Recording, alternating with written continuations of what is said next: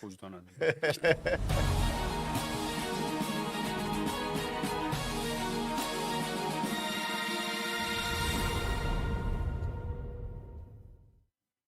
예, 서울의 소리 시청자 여러분 안녕하세요.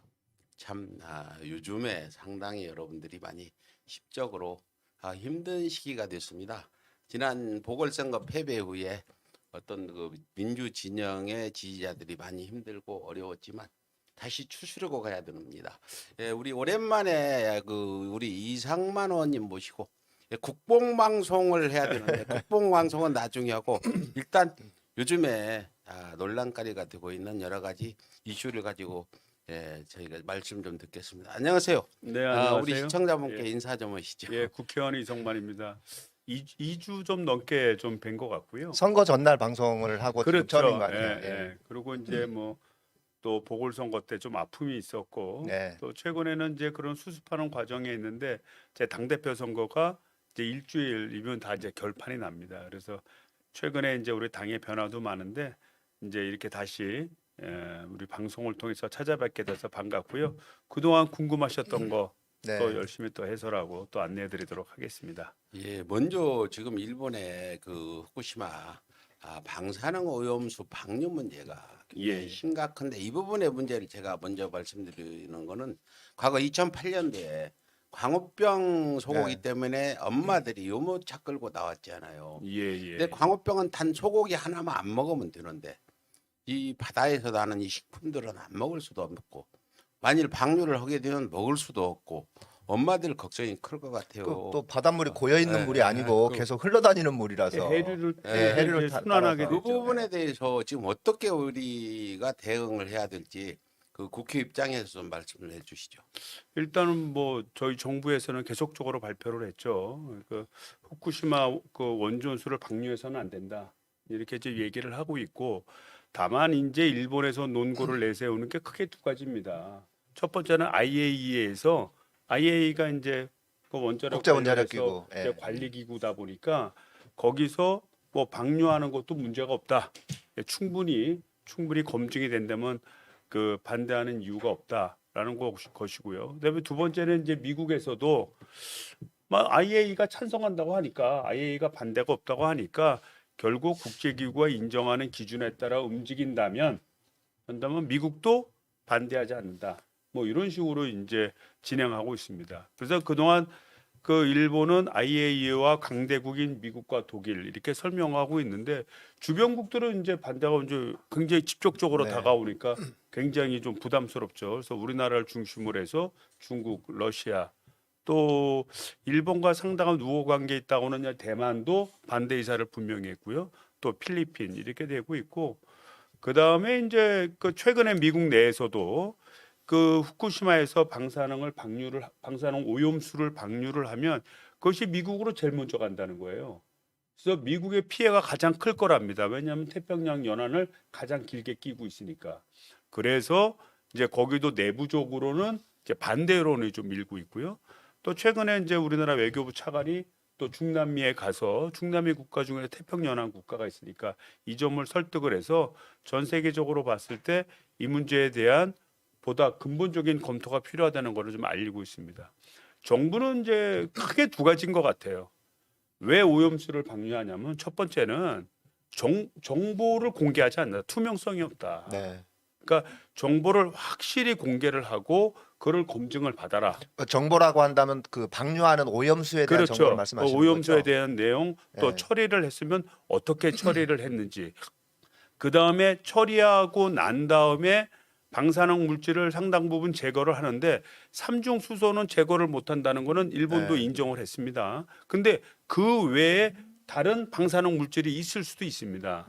또 그런 문제 그리고 처리 과정이 진짜 당초에 목적한 바대로 되고 있는지 이런 거에 대한 명백한 자료를 제시하고 있지 않다라는 점 하나고요. 두 번째 IAEA가 그럼 이런 문제를 검토를 해서 문제가 없는지를 확인한다고 한다면 다국적인 전문가들이 모여서 좀 감시할 수 있도록 해야 된다. 특별히 우리 대한민국의 전문가가 참여해야만 이 문제를 인정할 수 있다라고 하는 두 가지 관점으로 문제를 제기하고 있습니다.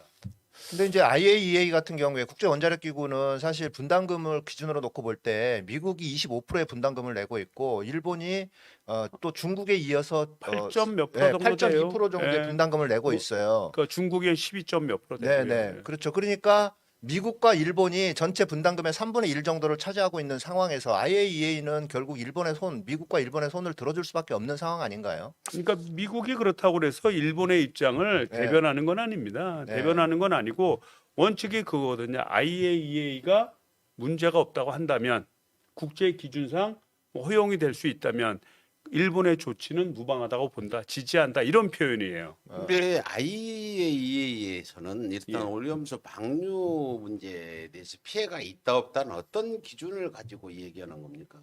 그래서 이제 그 기준이야 뭐 전문가들이 할 얘기인데 그러다 보니까 투명성 있게 가기 위해서 각국의 전문가들이 일단 모여야 된다.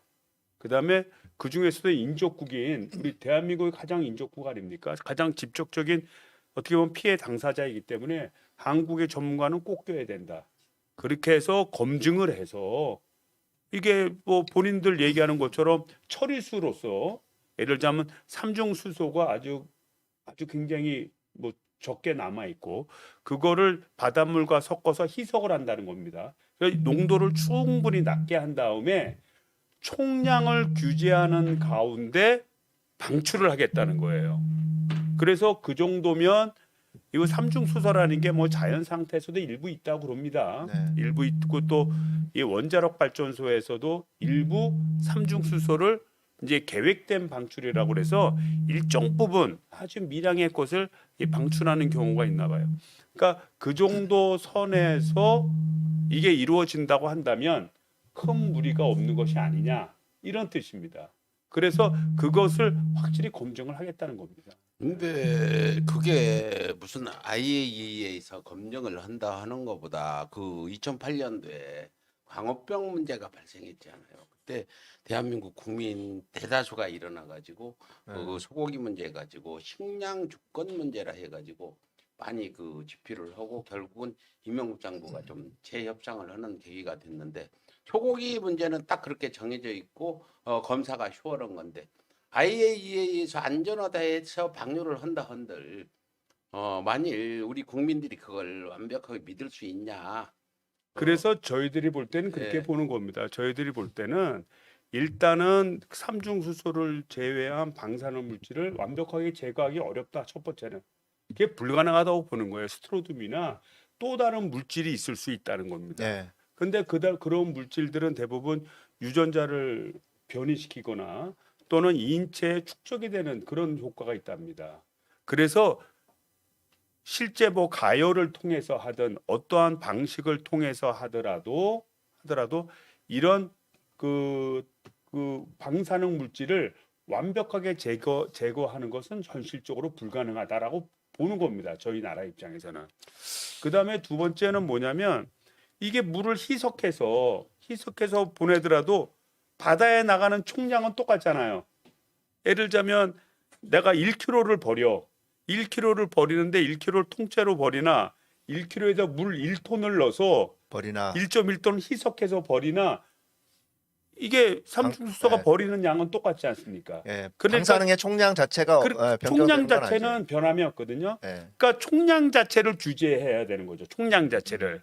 희석이 중요한 게 아니라 희석에다가 플러스 총량 자체도 진짜 우리가 받아들일 수 있는 그런 기준량에 들어가느냐. 요 두 가지 관점일 것 같아요. 그런데 우리 정부 입장에서는 두 가지 다 아마 어려울 거라고 보는 겁니다. 두 가지 다 그 완벽한 제거하는 것은 없다라는 것이 학자들의 대부분의 견해고 그 다음에 이런 양을 조절해서 줄일 경우에 그 세월이 수십 년이 걸린다는 거예요. 왜냐하면 지금도 방사능 오염수가 계속해서 생성이 되고 있습니다. 지금도. 네. 지금 아직도 후쿠시마 원전에 있는 원자봉이 멈춘 게 아니에요. 지금도 녹아내리고 있어요. 녹아내린다는 건 막 계속 그 핵 반응을 하고 있다는 거예요. 네, 방사능을 계속 분출하고 있다. 방사능을 계속 분출하고 있다는 겁니다. 네. 그런데 이거를 이게 시키지 않으면 터져버리잖아요. 그러니까 물이 계속 들어가는 겁니다. 또 지하수도 들어가고. 그러니까 지금도 계속 생산해 내고 있는데 지금 말하는 기준 정도로 내려 보내봐야 획기적으로 이게 좀 획기적까지는 해도 장기적으로 줄어들어야 되는데 그러지 않을 것이다라고 보는 거예요. 그럼 일본에서는 결국 무리한 양을 배출할 가능성이 매우 크다라고 보는 거예요. 예, 그래서 두 가지 예. 점을 정확하게 체크를 해야만 돼야 되는데 많은 학자들은 그렇게 되기 어려울 걸 하고 부정적으로 보는 겁니다. 그래서 일본이 후쿠시마 방사능 폭발 후에 망했다는 얘기들이 나온 게 그런 이유고, 예, 일본 내 그 이따이따병 피해자들이 수은 정도. 방사능 오염수 반대 운동을 하고 있는데 그분들 증언을 들어보니까 그 이따이따병이 발병되기 전 9년 전에 그 중금속 오염수를 방류하고 그 당시도 일본이 아무런 문제 피해 없다 없다. 주장했는데 그 이게 놀란 게요. 9년 후에 1,300km 떨어진 데서 그 병이 발병했다는 네. 이런 사례도 나왔다. 근데 제가 국회 쪽에 강력히 제가 말씀드리고 싶은 건 만일 방류를 했을 때 누가 그 어류들 이런 식품들 먹겠냐? 엄마들이 그거 사서 아이들한테 아이, 먹일 수 있겠냐? 이거는 굉장히 어떤 문제가 크다. 이 부분을 심각히 알고 강력히 대응을 해야 된다. 이렇게 말씀을 드리고 싶습니다. 지금 방류도 안 예, 했지 않습니까? 예. 방류도 안 했는데 이미 후쿠시마 지역 일대의 그 일부 토양에서도 다 그 방사능 물질이 낙진 형태로 다 내려앉았습니다. 그런데 일본에서 그걸 제거한다고 땅을 긁어냈는데 실제 긁어낸 것은 전체 면적의 10%도 안 돼요. 왜냐하면 저 산 같은 이면은 어떻게 긁어내겠어요? 그러니까 거기는 그대로 낙진 형태로 남아 있다가 예를 들자면 홍수라든지 태풍 같은 게 오게 되면 그게 물에 쓸려서 내려오게 되는 거예요. 그래서 얼마 전에 한 뭐 1개월 전인가 거기서 그 뭐 우럭을 잡았는데 우리로 말하면 이제 우럭입니다. 예, 그거. 예. 우럭을 잡았는데 방사능 물질이 기준치보다도 수십 배가 더 넘게끔 나왔다는 겁니다. 그러니까 지금 방출이 안 돼도 이 모양인데 예. 방출이 됐을 때 그럼 엄청난 효과가 엄청난 그 재앙이 나올 네. 수 있죠. 더군다나 기술적으로 일본이 말하는 방식으로 되지 않을 가능성이 매우 크다고 학자들은 지적하고 있는 겁니다. 예, 이 뭐 심리적인 타격이 엄청 크겠다. 만일 방류를 한 후에 해산물 이 어부들 이런 그러면 데는 절대 전부 전면 금지를 예, 해야죠. 예. 정말 그 거의 망하다시피 되는 이런 상황이 오고 실제 그렇죠. 미국은 그렇게 자기들이 뭐 IAEA 기준에 따라서 정확히 방출이 된다고 한다면 일본의 입장을 지지한다 이렇게 표현을 했습니다. 그런데 정작 그 미국 같은 경우에는 후쿠시마 일대에서 나오는 그 주변 일대에서 나오는 농산물, 그 다음에 뭐 채소, 네. 그 다음에 수산물 이런 거 다 수입을 다 금지하고 있어요. 참 이중적이네요. 예? 참 그것도 그런 거. 올해 초에 또 개정까지 10년이 지나서 올해 개정을 하는데 다시 금지하는 걸로 했습니다. 우리나라는 전체 중에서 일부 지역들 네. 9개 지역인가를 선정을 해서 그 지역에서 수산물 같은 걸 안 받아들이는 거고 미국 같으면 일체를 안 받아들이는 거예요. 그게 일체를. 지금 2011년 3월부터 현재까지도 현재까지도 계속해서 예, 예. 계속해서 지속되고 예. 올해 또 갱신까지 했어요. 미국 예. 같은 경우에는. 그래서 미국 같은 경우에도 결국 이런 IAEA가 진짜 엄밀하게 검사를 해서 진짜 기준에 적합하게 양이라든지 또는 다른 다핵적 물질이 나오지 않도록 완전히 걸러냈는지에 대한 확실한 어떤 데이터가 존재하지 않으면 미국도 반대할 수밖에 없습니다. 예.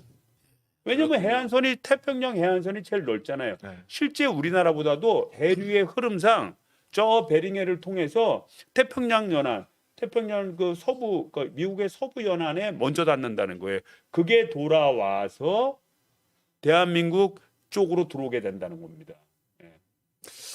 미국의 어떤 환경단체도 반대하겠죠, 당연히. 아이고 당연히 반대하죠. 당연히 반대하고 미국도 이걸 방류를 찬성하기만은 쉽지 않겠다. 아 그럼요. 지금 그러니까 뭐 일부 지금 국민들은 미국에 대해서 불만을 많이 토로하고 네. 미국이 찬성하는 걸로 알고 있는데 미국도 찬성하기는 어려울 거다는 생각이 조건이 들죠. 붙어 있는 거죠. 네. 그냥 뭐 니들 마음대로 버려라 이런 게 아니라 이런 조건 하에서 조건이 갖춰진다면 찬성한다는데 그 조건을 맞춰주면 우리 대한민국도 IAEA가 따지는 기준 조건에 따라서 이루어진 거기 때문에 그에 대해서 우리도 반대할 명분이 근데 없어요. 그렇다면 그런데 그렇게 예. 되기 어렵다는 거죠. 학자들이 볼 예. 때는. 만약에요, IAEA의 기준, 국제 원자력 기구의 기준이 합당하다면 괜찮은데 합당하지 않다라고 한다면, 그러니까 예를 들자면 그 일본인이 가장 최근까지도 IAEA의 국제 원자력 기구의 사무총장을 했었단 말이에요. 사무총장을 했다. 2009년부터 2019년까지 10년 동안 사무총장을 했었고, 그리고 일본의 어떤 그 영향력이나 이런 부분들이 상당히 많이 좌우되고 있는 국제 원자력 기구라고 가정을 할 때 그 원자력 기구의 기준 자체가 과연 합당하냐, 이것도 사실 우리가 눈여겨봐야 되지 않을까 싶어요. 아니 그래서 사실은 이제 뭐 미국이 이제 분담률은 제일 높지만 실제 요 네네. 최근에 뭐 정치적인 문제로 해서 돈을 납부하지는 않고 있답니다. 그러니까 음. 실제 돈을 제일 많이 내는 곳은 중국이에요. 중국. 중국. 근데 중국도 이제 이 문제에 대해서 엄청나게 이제 지금 반발을 반대를 하고 예, 있죠. 반대를 하고 있고요. 그다음에 IAEA가 그래도 명색이 국제 기구인데 국제 기구가 편협한 방식으로 일을 처리한다 그러면 그땐 진짜 더 이상 유엔의 존재 가치가 없게 되는 겁니다. 그러다 보니까 그러면 피해 당사국인 우리나라를 비롯해서 우려국인 피해 우려국인 우리나라를 비롯해서 이런 전문가들이 다국적으로 모아진다고 한다면 그때는 객관적 검증 절차를 밟게 되겠죠. 뭐 현재도 미국이 후쿠시마 폭발 이후에 10년 이후에도 올해 법을 개정해서 그쪽의 해산물들 수입을 금지한 상황에서 해산물뿐만 아니라 농산물, 농산물까지 일체를 금지하는 상황에서 다 미국 정치인들이 이거 오염수 방류에 대해서 어떤 해도 좋다는 얘기 한다는 자체는 굉장히 이기적이고 그런 상황 아닙니까? 그래서 이제 저희들이 볼 때는 이제 정치적인 어떤 행보가 아니었겠나 이렇게 보는 겁니다. 그러니까 스가 총리가 이제 미국을 방문해서 이제 바이든을 만나면서 이제 몇 가지 의제를 갖다가 다루는데 미국 입장에서는 가장 중요한 게 중국을 어떻게 견제할 것인가, 대만을 보호하는데 일본이 어떻게 앞장서게 할까. 이제 그게 제일 큰 문제였거든요. 그래서 결국은 그 문제를 양안 문제를 건드려서 발표를 했죠. 그거의 질서가 유지되는 게 중요하다고 발표를 했고 그러다 보니까 일본의 요구하는 사항을 일부 받아줄 수밖에 없는데 일본에서 요구한 게 크게 두 가지였던 것 같아요. 하나는 후쿠시마, 두 번째는 도쿄올림픽. 다만 후쿠시마 같은 경우에는 이것이 실제 뭐 이게 배출이 이루어지더라도 2년의 절차가 필요하고 그다음에 아까 앞서 말씀드렸듯이 IAEA의 정확한 기준에 따른 투명한 공개된 검증 절차가 필요하고 그거에서 위배되면 그때는 다 안 되는 거죠. 그런 조건이 붙어 있는 거고 올림픽 같은 경우에도 본인들이 직접 지지한다기보다는 스가 총리가 적극적으로 올림픽을 위해서 뛰는 것을 지지한다 이렇게 애매하게 표현을 한 거예요. 예. 그래서 정치적인 계산이란 부분이 있지 않았겠느냐 이렇게 좀 이해하고 있는 거죠. 국제적인 문제는 그렇다 치고 지금 현재 일본 대사관 앞에 그 대학생들이 농성 헌재가 오늘 열 이틀째도 있어요. 예. 알고 계시죠? 예. 그리고 국회에서도 여러 40여 가지 명 정도가 뭐 예. 삭발식을 갖고 그랬다고 그래요. 34명 삭발도 하고 네. 국회에서도 이제 오염수 방류 뭐 반대 결의안도 통과했는데 네. 아까 말씀드렸듯이 이 문제가 우리가 그냥 쉽게 넘어갈 문제 아이, 그런 아니다. 문제 아니에요. 이 네. 문제는 구분이 달린 문제라고 저는 보고 있거든요. 네. 2008년도에 광우병 반대 촛불 집회를 제가 처음 주최해가지고 많은 국민들이 했는데 지금 학생들이 농성하는데 일부 민주당 의원들도 방문도 하고 이러고 있는데 또 시민단체들도 나름대로 지금 예.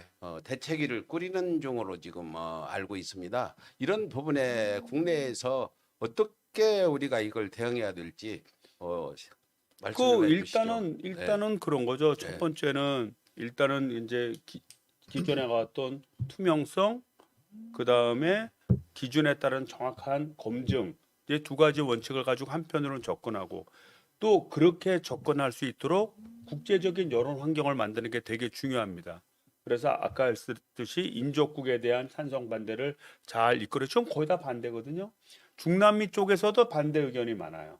반대 의견이 많고 이렇게 해서 세계에 있는 많은 나라들이 우려한다는 의사를 IAEA나 일본 쪽에 보내야 일본도 대충 어물쩍해서 어떻게 넘어가겠다 이런 생각을 못 하게 되고요. IAEA도 철저한 검증을 할 수밖에 없어요. 그렇게 해서 미국도 야 이런 식으로 계속 그냥 일본 말만 들어가서는 안 되겠다라는 걸 깨닫게 해야 됩니다. 예. 근데 또 도쿄 올림픽에 또 그 선수단 그 참여하는 선수단에게 또 후쿠시마산 식재료를 요리를 해서 이제 제공하겠다라는 얘기까지 했어요 일본이. 그러니까 제정신이 아니죠. 그러니까 뭐, 이게 올림픽이라고 하는 것은 어떻게 보면 국제적인 경기를 통해서 우리 전쟁 같은 거 하지 말고 스포츠를 통해서 평화를. 우위를 다지고 또 이를 통해서 우리가 인류가 함께 공존하는 질서를 만들어 보자 뭐 이런 거 아니겠습니까? 그런 거를 자기네들의 정치적인 목적으로 이용될 수 있도록 아니 뭐 본인이 그 처리수 뭐 마셔도 되면 그냥 스가 총리하고 고로다노 그 저기 뭐 재무상 하고 둘이 매일 그냥 그 물 마시면서 버티면 됩니다. 그걸 왜 멀쩡한 그 저기 뭐야 선수단 사람들한테 그걸 먹입니까 그거를? 하여튼 이번 일본 하여튼 사태 정신 세계가 진짜 이해를 할 수가 없어요. 네. 후쿠시마 폭발로 일본은 망했다는 얘기가 나오는데 그거 버리지 않으면 계속 수십 년 수백 년 동안 껴안고 있어야 될 상황이 될 거고 해서 이번 일을 계기로 방사능 원자력 발전소 부분에 좀 더 안전을 좀 신경을 국회에서 더 써주시고 해야 될 것 같은데. 아 이건 그건 잘하고 뭐 계십니까? 이게 지금 보면은 제가 이제 산자위다 보니까 이제 원자력 이제 전력 문제도 이렇게 다루고 있지 않습니까? 다루고 있는데 지난번 월성 1호기 그 감사원 감사를 보면 한심한 수준이에요. 네. 경제성 그러니까 주민이 수용하는지 안전한지 자기들은 판단 못하고 경제성만 판단하겠다는 거예요. 아 그게 말이 됩니까? 아무리 경제성이 있어도 일본 예를 보고도 안전이 이게 안전의 문제가 되면 우리나라가 막 난리가 나는 판인데 이거를 보고 감사 보고서라고 쓰고 그거를 통해서 검찰이라는 놈들은 그걸로 해서 공무원들을 구속시키고 이게 말이 안 되죠 이게. 더군다나 저는 솔직히 지난번에 우리 보궐선거 과정에서도 뭐 제가 이제 이런 얘기하면 좀 이해가 좀 약간 안 되는데 사실 월성 1호기의 안전에 문제가 생기면 누가 제일 많이 피해를 보겠어요? 그 지역 임적 지역의 네. 주민들이 제일 많이 피해 보는 겁니다. 울산이라든지 부산이라든지 그 경북. 그런데 그 최근에 그 시장으로 당선된 저기 박준영 부산시장. 박준영 부산시장이 박형준, 나가서 네. 박정준 네. 내가 요새 하도 스트레스 올라서 내가 그것까지 이름을 박정준이 실제 그렇게 얘기를 했다고 제가 얘기를 전해 들었습니다. 그러니까 뭐냐면 그 월성 이렇게 원자력 발전을 키우겠다고. 사실 도대체가 그거 잘못되면은 그 피해가 이게 상상을 못하는 겁니다. 그 일대의 모든 땅들, 모든 물건들 네. 다 값어치가 근데 없어지게 되는 거고. 현재 그 원자력 발전소 그 오염수 예. 후쿠시마 오염수 반대를 박형준 부산시장이 제일 앞장서야 되지 않나 생각이 드는데 아니 당장 제일 근데 그 앞장서야죠. 얘기를 않는 이유가 뭔지도 모르겠어요. 아무튼 원자력 발전소의 안전은 아무리 떼돈을 번다 해도 그게 더 중요하다는 거 이번에 다시 한번 국민들한테 좀 알리는 작업도 필요할 것 같고 아이 그럼요. 그렇게 해주시고 가야 될 것 같습니다. 지금 그 대학생들 농성하는 부분에 우리 민주당 의원분들 그분들 저 서울의 수려고도 잘 알고 하는 분들이에요. 대학생들이 또 문재인 정부 위에서 계속 선거 때도 했고 그런 학생들인데 유일하게 어느 대학에서 성명산장 안 나오는데 그 학생들이 가서 네. 34명 여학생이 절반이에요 머리가. 이야. 야 이런 거 한 거 좀 들어가시면 의원들한테 야 우리 방문도 좀 가자 하고 이렇게 좀 저희가 해주시죠. 다음 달 초에 또 토론회도 열어요. 네. 토론회도 열고 뭐 지난번에도 여기 나오셔갖고 얘기했던 양이원영 네. 의원님하고 거기 중심이 돼서 거기가 이제 이런 분야의 가장 큰 전문가죠. 그래서 같이 얘기를 합니다. 그 어저께 뭐 시민단체 관계자하고 전화 통화도 했는데 시민사회단체에서도 그 대책위 대학생들이 지금 처음 들어가서 하는데 거기도 지원하고 대책위를 꾸리는데 준비하고 있는데 시간이 좀 늦어졌다. 2008년도 강우병 대책위는 며칠 만에 꾸려졌는데 이건 좀 늦어진 것 같아요. 아무튼 이렇게 방사능 원자력 발전소는 안전을 아무리 강조해도 지나치지 모자람이 없다, 않고. 지나치지 않다. 네. 이 부분하고 이번 최재형 감사원장의 그런 행위는 정말 경제성만 따졌다는 건 말도 안 되는 말도 안 되는 국민들한테 지탄을 예, 받아야 되고 지탄을 받아야 최재형 되는 감사원장 임기도 얼마 안 남았으니까 뭐 4년이지 않아요 감사원. 네. 이렇게 하시고 다음 얘기 좀 한번 해보죠. 그 코로나 백신 정말 코로나 백신에 대해서 언론이나 야당이 그렇게 비난을 해댔는데 지금 어떻습니까? 지금 야당 태도는? 제가 이제 그 얼마 전에 이제 국정 질의가 있었습니다. 그래서 이제 그 우리 국민의힘당의 모 국회의원께서 아주 뭐 굉장히 뭐 큰 톤으로 말씀하시더라고요. 스가 총리가 그 미국에 가서 파이자 대표하고 직접 전화로서 담판을 지어서 결국 1억 도스를 추가로 확보했다. 그래서 그런 어려움을 일거에 해소를 했다. 이렇게 발표를 하고 우리 대한민국 정부는 대체 뭐 하냐?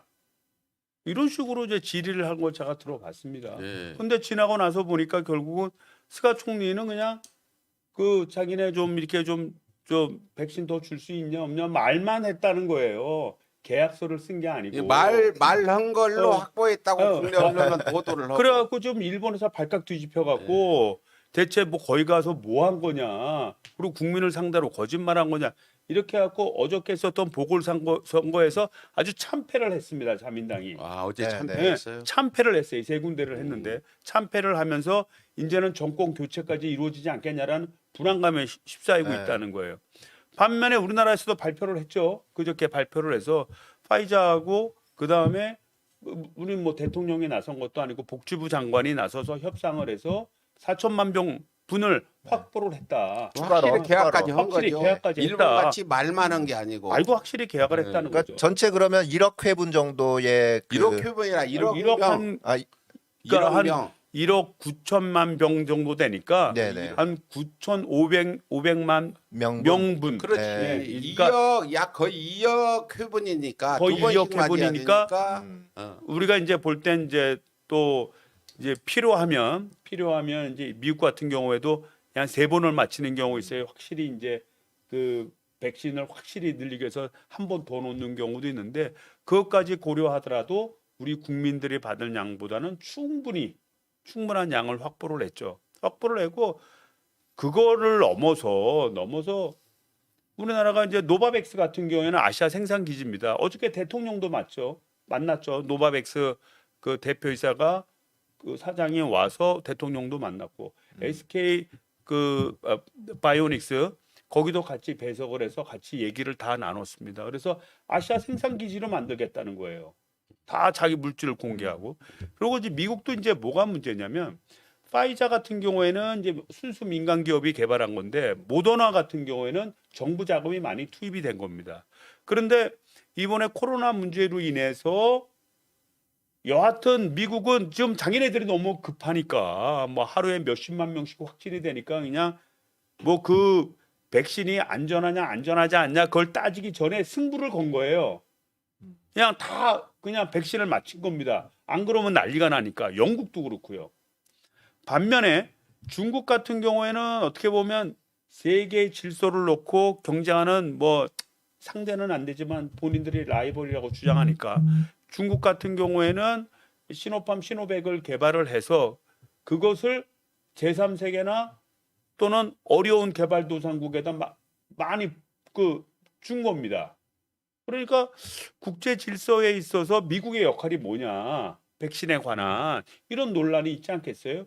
그래서 주변 학자들이 많이 얘기하고 또 외교관들도 많이 얘기해서 결국은 미국에서 미국 정부의 돈이 들어간 모더나, 파이자는 뭐 그거는 그 파이자라는 회사가 알아서 한 거니까 그건 못하겠지만 모더나 같은 경우에는 정부 돈이 들어갔기 때문에 거기에 나오는 특허 기술을 개방을 해서 mRNA 기술을 개방을 해서 일부 국가로 하여금 생산하도록 하자. 그래서 첫 번째로 지목된 게 대한민국이에요. 그래서 대한민국에서 모더나를 생산할 수 있는 생산 기지로 만들자. 그래서 그 문제도 거의 이제 정리가 돼가고 있습니다. 그래서 우리나라가 노바백스도 생산해. 아스트라제네카도 생산해서 다른 나라에 보내고 있어. 그 다음에 모더나도 이제 생산하게 되고, 그 다음에 그 얀센이라든지 또 그 아스트라제네카 이미 하고 있고요. 이런 생산 기지가 돼서 이루어진다고 한다면 글쎄 대한민국의 백신 문제는 크게 문제가 없을 것 같고요. 제가 국정 질의 시간에 보니까 지금 하루에 12만 명, 13만 명씩 맞는다는 거예요. 이제 점점 속도가 붙는 거예요. 네, 우리나라요? 예. 예. 12만 명, 13만 명이 이제 붙고 있고 6월 말까지 1,200만 명이 맞는다는 겁니다.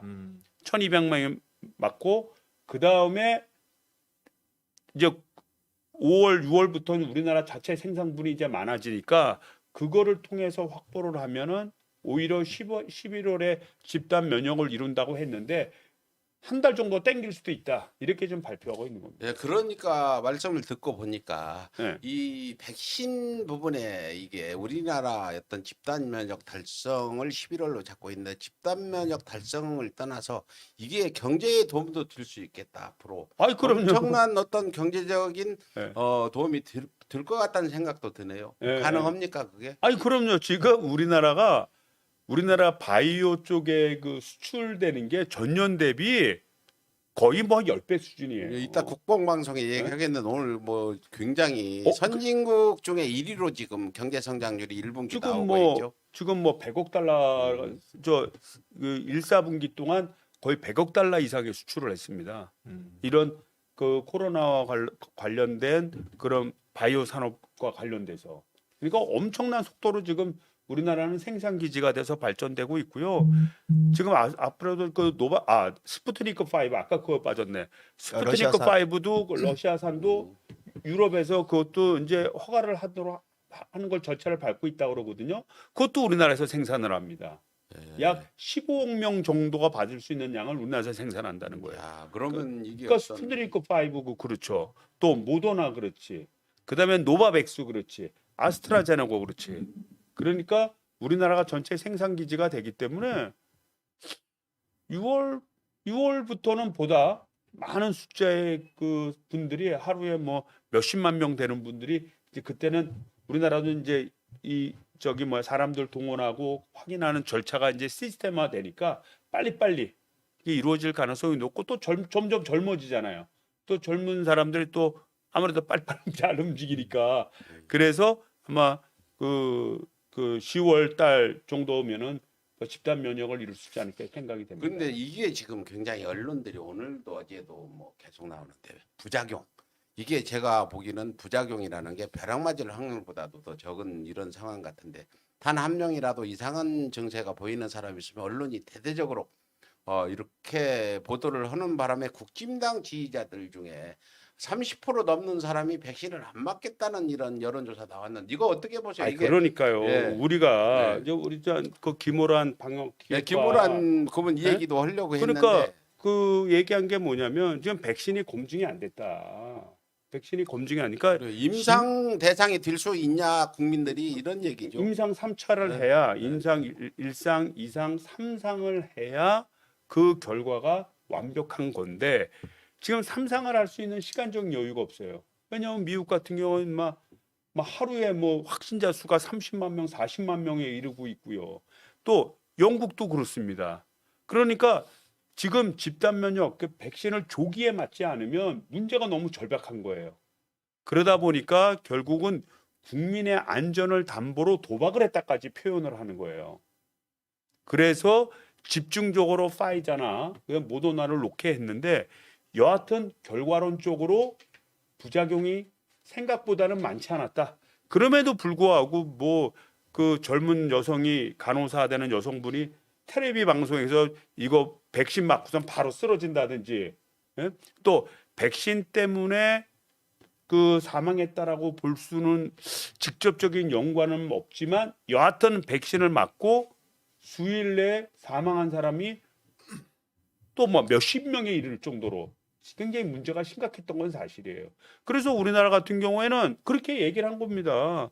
지금 백신 확보도 중요하지만 백신 확보도 중요한 것보다 방역이 일단 중요하고 방역을 진행하면서 다른 나라에서 백신을 맞았을 때 결과가 어떤지를 확인한 다음에 그다음에 백신을 맞아도 늦질 않다. 그죠. 예? 김호란 그분이 참 생각을 잘한 것 같아요. 그렇게 한 요즘 거예요. 국힘당에서 물러나라고 공격받는데 그분 얘기가 그 비싸게 백신 확보하는 게 중요한 게 아니라 대한민국은 방역이 그런 대로 잘 되니까 미국이나 다른 나라 같이 엄청난 그런 확진자 발생하는 나라가 아니니까 대한민국 국민을 임상 실험에 내몰 수 대상으로 없다. 넘을 수가 없다. 이렇게 그래서 얘기를 했죠. 검증된 다음에 사자 이렇게 얘기했더니 그게 또 물러나라고 공격받고 아니 그래서 있잖아요. 국힘의 그 국민의힘 당에서 국힘당에서 이걸 뭐 백신을 확보를 했네 못했네 그 무슨 신문사하고 다 같이 짜고서는 말이지 뭐 일본에서는 뭐 백신을 몇 개를 확보했는데 한국은 확보를 못했네 뭐든 그렇게 많이 비판을 한 거예요. 그래서 그렇다면 좋다. 이제 순차적으로 우리도 다른 나라의 상황을 보면서 순차적으로 우리나라에서도 적응할 수 있도록 처음에는 좀 천천히 그다음에 어느 정도 입증이 되면 좀 빨리 이런 식으로 해서 백신을 작년 말에 이미 한 5,500만 명분 정도 확보를 해놨어요. 하도 그러니까.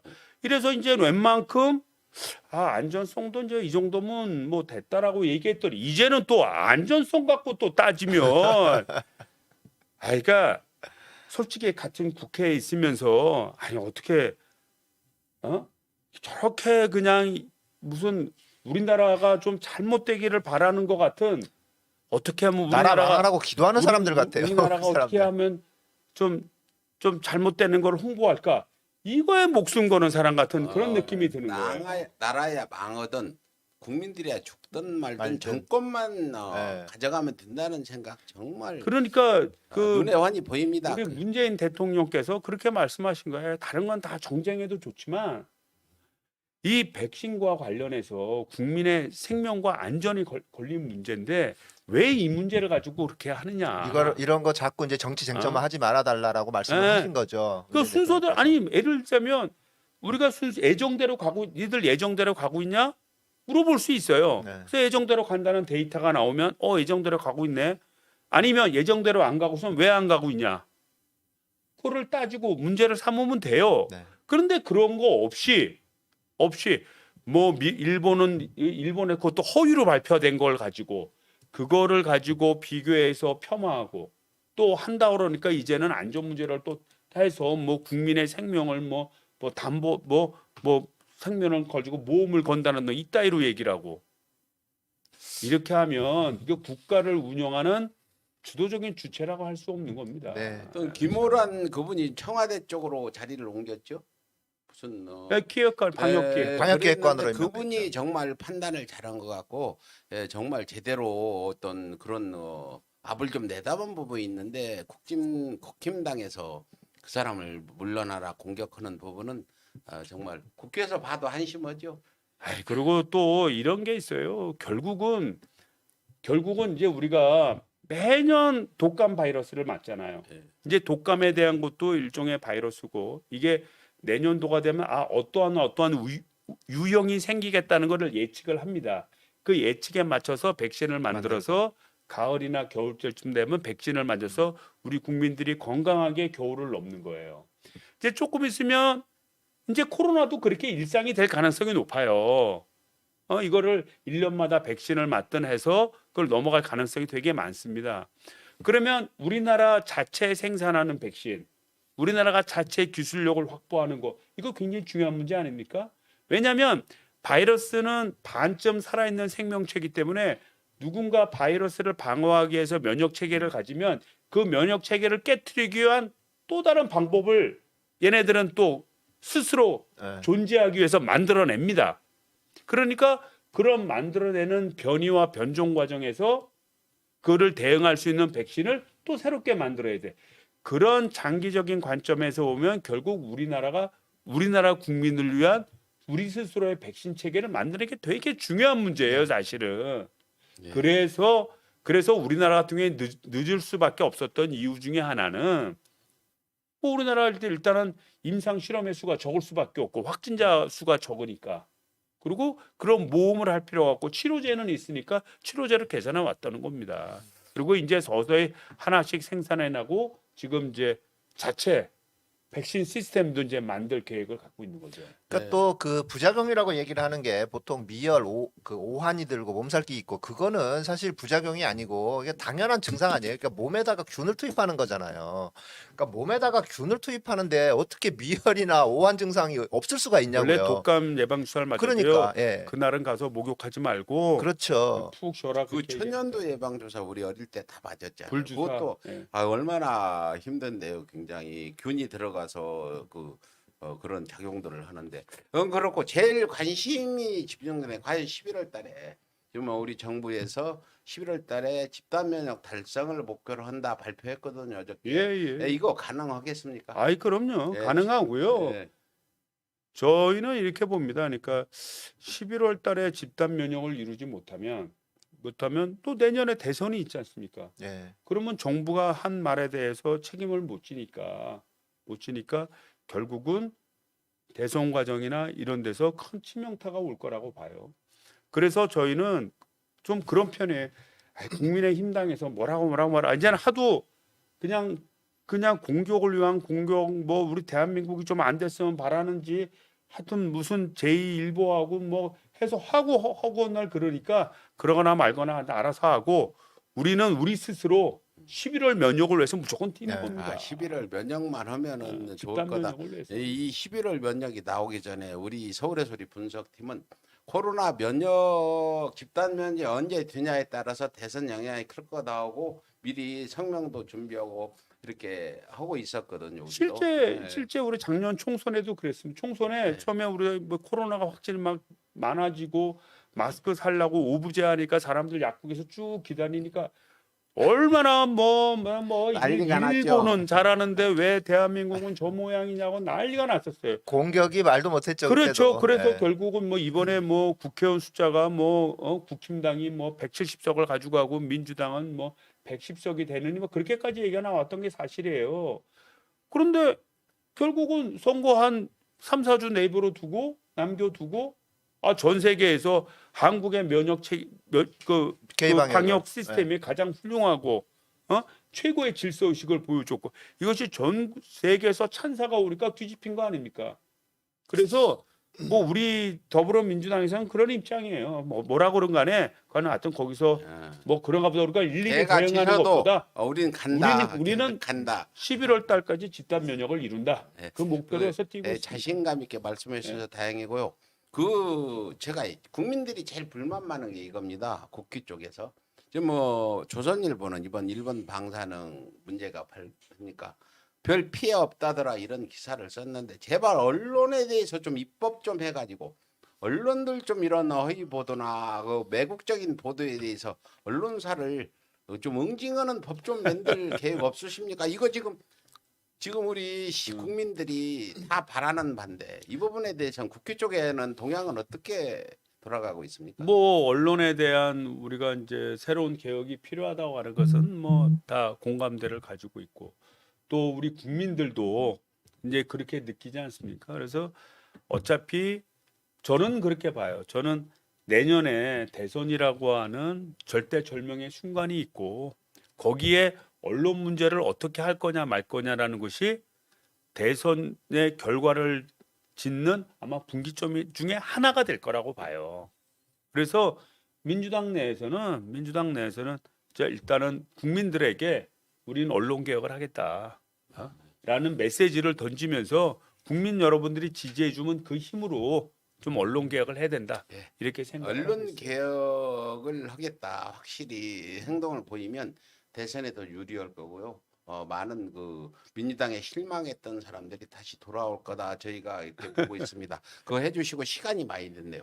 이번 선거 패배 이후에 상당히 민주당 내에서 지금 논란이 있었고 지금 현재 민주당 지도부 선출이 있지 않습니까? 예. 이 부분에 대해서 좀 말씀 좀 해주세요.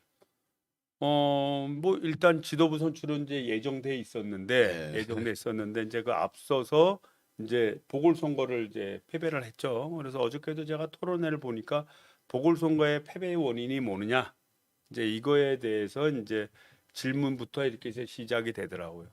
그래서 이제 질문 패배의 원인은 뭐 다 알다시피 좀 우리 좀 민주당이 좀 더 민생을 꼼꼼하지 못했다. 그다음에 우리 내부적으로 국민의힘당이 어떻든 간에 우리 내부적으로 좀 더 엄격한 도덕적 기준을 가져야 된다. 내로남불하지 말아야 된다. 이제 이런 거였고요. 그다음에 이 선거와 관련해서는 좀 그런 것 같아요. 내 느낌상 뭐냐면 좀 전체 우리가 이제 각자의 목소리가 이제 그동안 야 이런 부분이 잘못되지 않았냐고 얘기하는 많은 부분이 있었는데 이런 얘기하는 부분을 전체로 통합시킬 수 있는 좀 그거를 잘 녹아내릴 수 있는 그런 당 대표가 돼야 되지 않겠느냐라는 생각이 좀 많아진 것 같아요. 그래서 어느 분이 이제 될지는 뭐 뚜껑을 열어봐야 알겠습니다만 제가 느끼기에는 가장 그 좀 많은 소통을 하고 의견을 좀 모을 수 있는 분, 막 그런 분을 선호하지 않을까 이렇게 봅니다. 예, 뭐 상당히 어수선하고 아직까지도 확실치 않는데 뭐 다행스럽게 이제 여론조사 결과 윤 대통령 지지율 약간 네. 올라가는 부분이고 예, 어떤 경제적인 부분이나 코로나 백신 확보 소식이 큰 힘이 되실 것 같아요. 뭐 잘 수습됐으면 좋겠다는 생각이 듭니다. 그게 또 뭐 그런 부분이 또 있어요. 그러니까 이제 우리가 예를 들자면 뭐 지방선거도 다 이겼지, 국회의원도 다 이겼지, 대통령도 우리 네. 대선도 네 이겼지. 번 그러니까 이겼죠. 4연승을 했어요. 4연승을 하다 보니까 모든 그 권력적 지위를 다 민주당이 가지고 네. 있는 겁니다. 그래서 어떤 외부적인 환경의 변화가 됐든 뭐가 됐든 우리 국민들의 생활이 어려워지면 이거는 무조건 더불어민주당이 책임져야 되는 거예요. 네. 책임져야 되는 구조 속에 있었고 이번에 이제 보궐선거를 통해서 이제 뭐 국민의힘당 그 자치단체장이 두 분 나섰는데 두 분 나와서 이렇게 하는 거 보니까 또 국민들이 좀 이상하다 이렇게 이상하다. 생각하는 분들도 꽤 네. 있어요. 모든 권력을 잘못 뽑았다. 아니, 좀 좀- 넣어놔주니까 좀 새롭게 해봐라고 좀 이렇게 기회를 줬는데 이렇게 보면 이렇게 좀 이렇게 뭐 클리어하지 못하고 죄송합니다. 또 외래어를 써서 이게 좀 명확하지 못하고 좀 잘 못하는 것 같은 느낌을 또 받는 거예요. 근데 제가 여기서 꼭 전달하고 싶은 이야기가 박형준 부산시장한테 일본 의용수 방류 부분에 대해서 참 목숨을 걸고 싸워야 되지 않냐. 난 항상 목숨 걸고 싸운다는 얘기를 많이 하는데 이걸 보여주지 못한다면 박형준은 부산시장으로 자격이 없다. 저는 이런 생각이 듭니다. 예. 다음에 이것 때문에 제가 우려되는 부분이요. 좀 민주당 당 대표 경선도 진행되는데 열린우리당이라고 아시죠?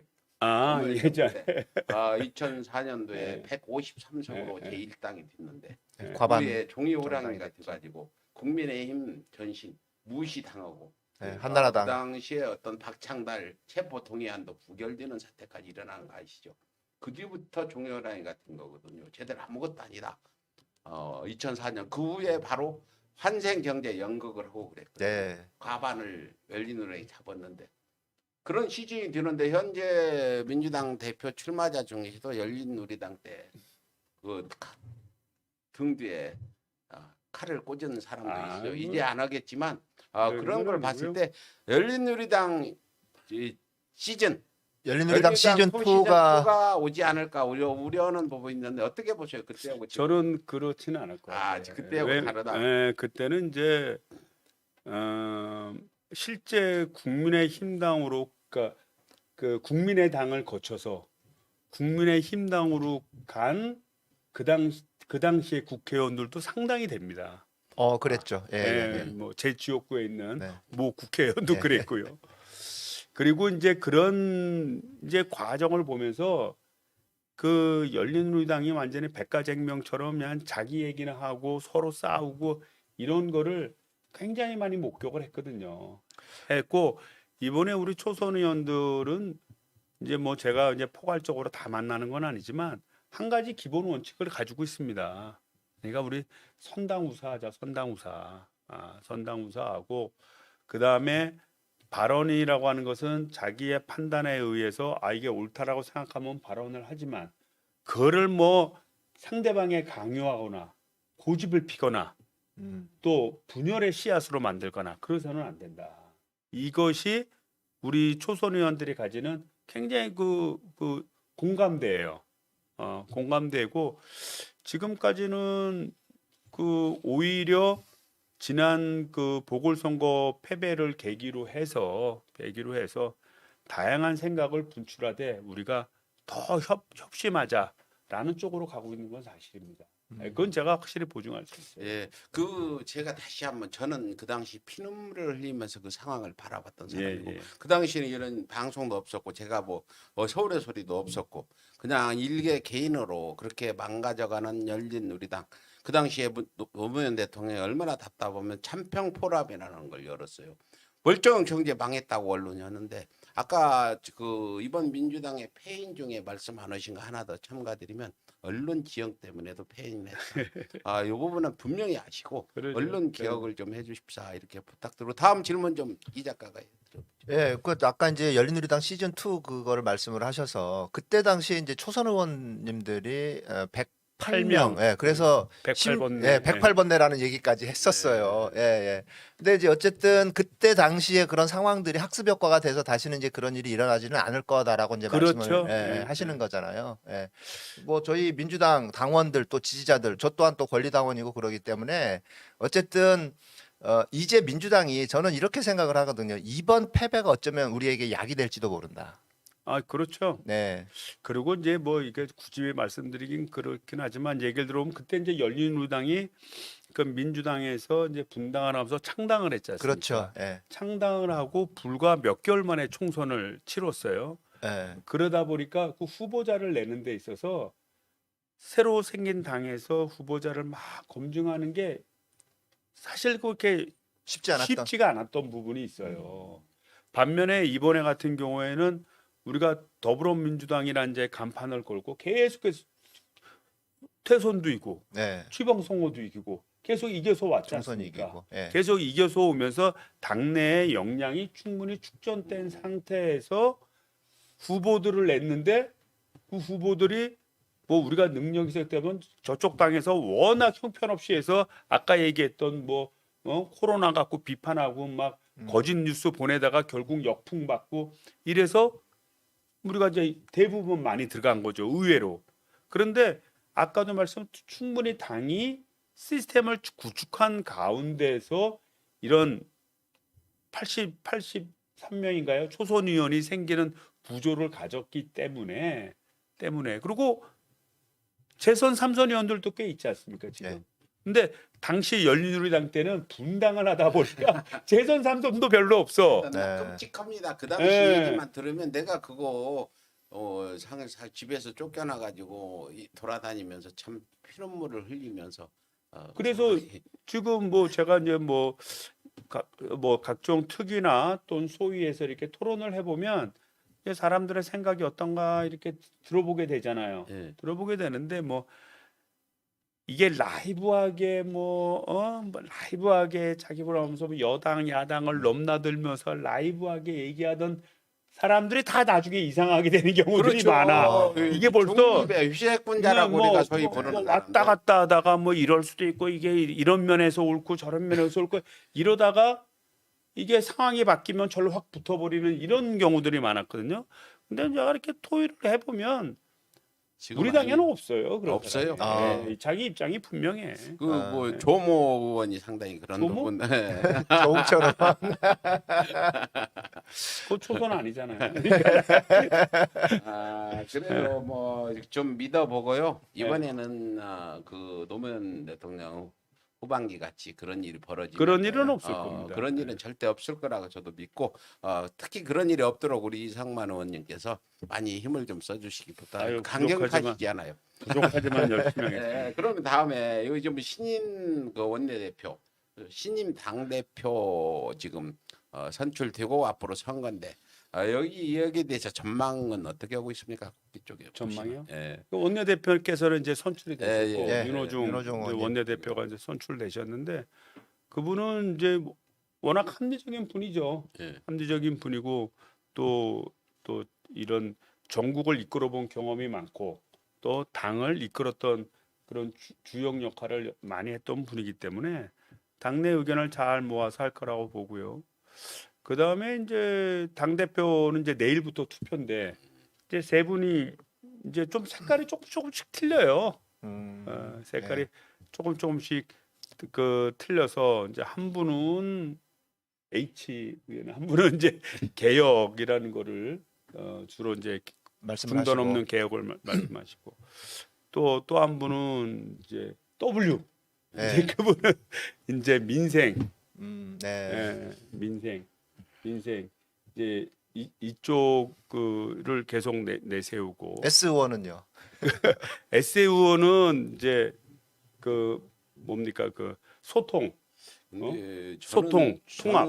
저는 사람을 말 많은 사람은 절대 안 믿거든요. 행동한 사람. 근데 한 대표 후보는 그 상당히 을지위원이라는 걸 만들어서 저하고도 같이 활동도 해보고 많은 그런 민생 속에 들어간 부분이 상당히 와 닿는 부분도 있는데 내가 그분을 찍으라는 건 아니지만 그분은 그 말씀 그렇게 하시면 안 돼요. 이건 저 개인적인 의견이고 그러니까 그렇게 얘기하시면 안 돼요. 그 제가 같이 사회를 보는데 그렇게 얘기하시면 내가 그런 거라고 아니 보는데 이상만 의원님은 전혀 관련 없습니다. 이건 나는 제가- 그래도 그렇게 얘기하시면 안 돼요. 그 알겠습니다. 우리 초심님이 가지는 왜냐하면 그 이제 각자마다 사실 뭐 이게 말의 내용이 보면 크게 뭐 틀린 건 없어요. 내용으로 보면 뭐 정책의 방향이나 이런 거를 보면 크게 뭐 벗어나고 서로가 크게 다를 것이다. 뭐 이런 거는 사실 보이지는 않습니다. 뭐 차별성이가 어차피 그 내 틀에서 이제 이루어지는데 글쎄 뭐 저는 이제 좀 여기도 뭐 제목에 나오지만 뭐 좀 당이 어수선하다. 뭐 여러 가지 요구가 분출된다. 이럴 때는 많은 사람들의 의견을 좀 담는 게 되게 중요하다. 네. 그게 되게 중요하고요. 또 하나는 이런 부분이 있어요. 지금 김무겸 총리 내정자가 지명이 됐지 않습니까? 예. 그러니까 이제 그러면은 이제 그분도 우리 당에서 4선 의원까지 하신 분이고 또 초대 문재인 정부 초대 행안부 그 장관. 행안부 네. 장관도 하셨고 그래서 그분이 이제 새롭게 이제 총리를 맡으면 이제 그분의 리더십도 쓰겠죠. 그 다음에 당 대표가 새로 쓰게 되면 당 대표의 리더십이 쓰겠죠. 그러면 두 분이 잘해서 원팀이 돼서 이제 문재인 정부를 이제 마무리로 가는 과정으로 가고 새로운 대선의 과정을 여는 중요한 역할을 하게 될 겁니다. 그래서 새로운 비전, 제가 지금 말씀하신 이제 언론 개혁 뭐 이런 걸 포함해서 새로운 비전과 그 비전을 현실적으로 만들어낼 수 있는 능력, 뭐 이런 것들을 그리고 또 그런 정책 이런 것들을 펼쳐나갈 개연성이 되게 높기 때문에 이제 그런 역할을 하실 분, 그런 분이 이제 뭐 좀 돼야 되지 않겠나 이런. 예, 하여튼 뭐 이상만 의원님 말씀 들어보면은 다 잘 될 것 같은 그런 생각도 들고. 근데 세 분이 다 예. 그런 성향을 갖고 예, 계셔요. 알겠습니다. 예. 뭐 그 누가 대표가 되든 예. 과거에 했던 그런 것보다 새로운 생각으로 새로운 그 일들을 좀 해주시면 좋겠고 지금 현재 정치인들보다 우리 방송 보는 분들이 정치 분석이 더 날카로워요. 아이 그럼요. 예, 그러니까 조금만 잘못하면 바로 드러나고 예, 문자 예, 폭탄을 맞고 그러는 겁니다. 예, 그래서 지금 제가 문재인 정부 들어서 제일 좀 이건 좀 아닌다 싶은 게 인사 문제거든요. 취재현 감사원장이나 윤석열 검찰총장 그 위에 봐서 제대로 그 문재인 대통령이 어떤 제대로 보필을 해주는 사람들이 눈에 띄지 않는데 이번에 청와대 인사가 있었잖아요. 김부겸 총리, 이외 장관들 등등 또 김우란 그 청와대 그 방역기획관 임명 등등이 있는데 어때요? 이번 인사 어떻게 보시고 계십니까? 그러니까 이제 과거를 따지면 이제 뭐 사실 이제 우리 당내에서 이제 뭐 청와대 출신 뭐 친청와대 뭐 이제 이런 이제 얘기들이 되게 많았었어요. 그것을 뭐 우리 내부적으로 그렇다기보다는 뭐 조선일보나 이런 데서 그런 프레임을 많이 만들었죠. 프레임을 만들어서 뭐 무슨 그룹 사람들이 이제 돌려서 한다 뭐 이런 식으로 계속 비판을 가왔던 게 사실인데 그것이 사실이냐 아니냐 여부를 떠나서 이 국민들이 그런 소식을 하도 들으니까 또 세뇌되는 분들도 있는 거예요. 실제로 믿는 분들도 있는 있게 분들도 되는 거죠. 굉장히 많은 예. 겁니다. 근데 이번에 그 청와대 인사를 보면 우리 국민들한테 그런 거 아니다. 그런 거 아니고 공정하게 지금 상황에 맞게 왜냐하면 좀 정권 초기나 이럴 때는 좀 일을 끌고 가야 되니까 자기 생각하고 비슷한 사람들을 좀 쓸 수밖에 없는 거고 또 말기에는. 중간에 가다가 또 말기로 간다 그러면은 또 여러 사람의 의견을 잘 들어서 정리를 잘 해야 되니까 그러면 조금 더 자기의 이것보다는 좀 중립적이란 사람을 좀 놔서 하려고 하고 그래서 뭐 이철이 그 정무수석이나 또 아까 얘기했던 김호런 방역기획관이나 또 앞서서 이제 새로운 이제 비서실장이나 다 좀 성향이 중립적인 성향이고 또 장관들도 과거에 이제 우리 당에서 많이 가기보다는 이제 공무원 출신들이 중립적일 수밖에 없잖아요. 이게 몸에 배 있잖아요. 정치적 중립이라는 게.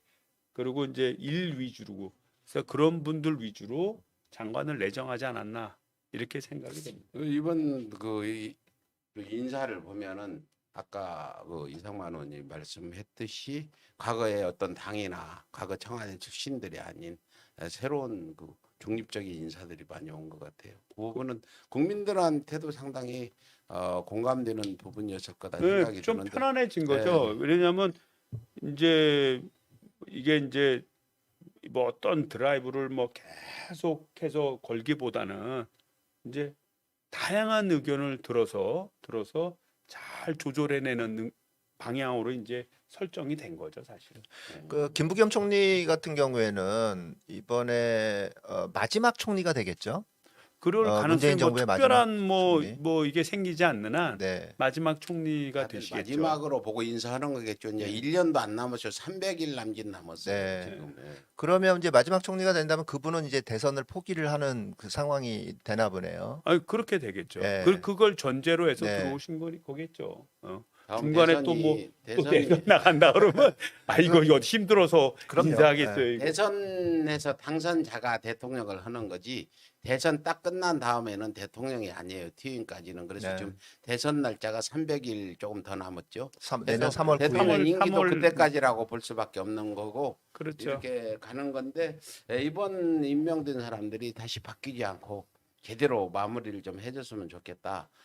이렇게 보고 있는데 뭐 그리고 다들 또 그 새로 되는 총리님이 그 좀 보면 성품이 되게 달변가이면서 되게 포용력 있는 스타일이에요. 네. 그리고 그- 또 오랫동안 민주화 운동도 하셨죠. 또 민주화 그렇죠. 운동도 했었고 그때 유신 반대 운동을 하셨나 예. 그래갖고 또 형도 살았었고 네, 감옥에서 고초도 원래 많이 내가 겪으셨고. 5.18 묘지 갔더니 김부겸 총리 김부겸 그분이 총리 님을 위한 행진곡 이거 부르고 있는 거예요. 그래서 같이 부르기도 하고 그랬지. 그리고 또 대구에서 사실 국회의원으로 이제 최초로 당선되신 그렇죠. 건데 그렇게 되기까지 주민들하고 소통하고 또 친화력 있게 움직이고 또 그런 역할을 많이 했던 분입니다. 그래서 아마 그분이 되시면 포용력 있는 정치를 할 거다 이렇게 보여져요. 네. 네.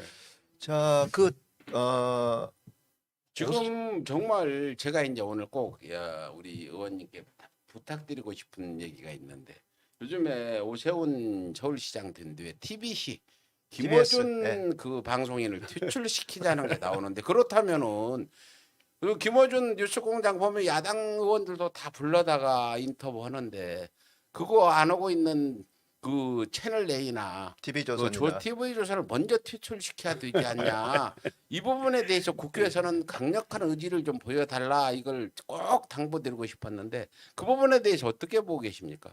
이제 뭐 그게 이제 교통방송이 네, TBS인가요? TBS. 그 교통방송이 이제 서울시가 출자해서 이제 움직이는 거다 보니까 이제 시장으로서 그런 얘기한 건데 본인이 평양된 의식을 조금 가지지 않았나 이렇게 싶어요. 그러니까 지금 말씀하신 대로 본인이라고 하면 오세훈 시장 말씀하시는 그렇죠. 거죠. 예. 그 김어준 뉴스공장을 보면 아까도 얘기했지만 여당 의원들도 부르고 야당 의원들도 부르고 어떤 공적인 어떤 교통방송에서 균형감 있게 정치적인 얘기를 자연스럽게 하게끔 기회를 준 거예요. 그게 어떻게 보면 공공방송이 해야 될 좀 역할일 수 있겠죠. 편향되지 않게끔 그 역할을 한 건데 본인이 이제 그렇게 너무 좀 민감했던 게 아닌가. 본인이 민감했던 게 아닌가 이렇게 생각이 되고 또 하나는 아무래도 그 김어준 사회자의 스타일이 좀 날카롭고 직설적이잖아요. 예. 예? 날카롭고 직설적인 부분에 대해서 본인이 잘 응대를 못해서 그럴 수도 있어요. 본인이 본인의 정당성을 주장해서 갈 수 있었다면 뭐 그렇게 하겠어요. 근데 사실은 뭐 서울시장 마음대로 이래저래 할 수 있는 구조는 아닙니다. 네. 예, 그런 구조는 아니고 일단은 사장이 되려면은 또 해임을 하려면 임원 추천위원회 또 거쳐서 시장이 마음대로 할 수 있는 게 아니에요. 시장은 임원 추천위원회 중에서 두 분을 추천할 수 있는 권한만 있을 뿐입니다.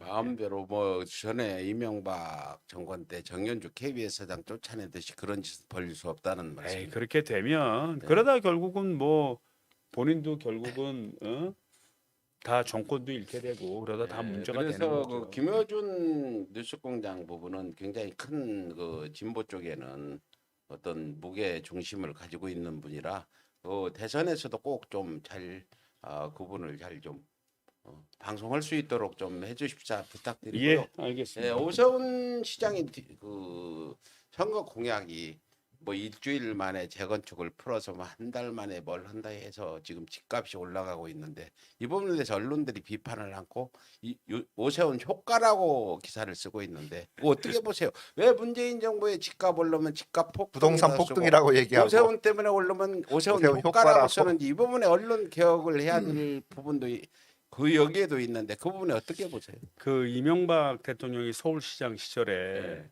서울시 전체를 다 저기 뭐야 그 뉴스테이가 아니라 그건 뭐예요? 그 뉴타운. 뉴타운 사업을 한다고 전부 다 구역 지정을 다 했습니다. 뭐 안 한 데가 없어요, 안 한 데가. 그러면서 이제 뭐 당시에 총선도 승리를 하고 그래서 그 여력으로 대통령이 됐지만 결국은 2007년도 8년도에 금융위기가 생기고 2008년도. 그러다 예. 보니까 그 부동산 시장에 있던 거품들이 내가 하면 뉴타운으로 해서 다 돈 벌게 해줄게 해서 집값 올려놓고 막 해놓았다가 나중에 금융위기가 생겨서 금리가 올라가고 문제가 되니까 결국 그 재개발 재건축이 십몇 년 동안 멈춰 있었습니다. 멈춰 있어서 우리나라 부동산 자체가 혼란기를 겪었었죠.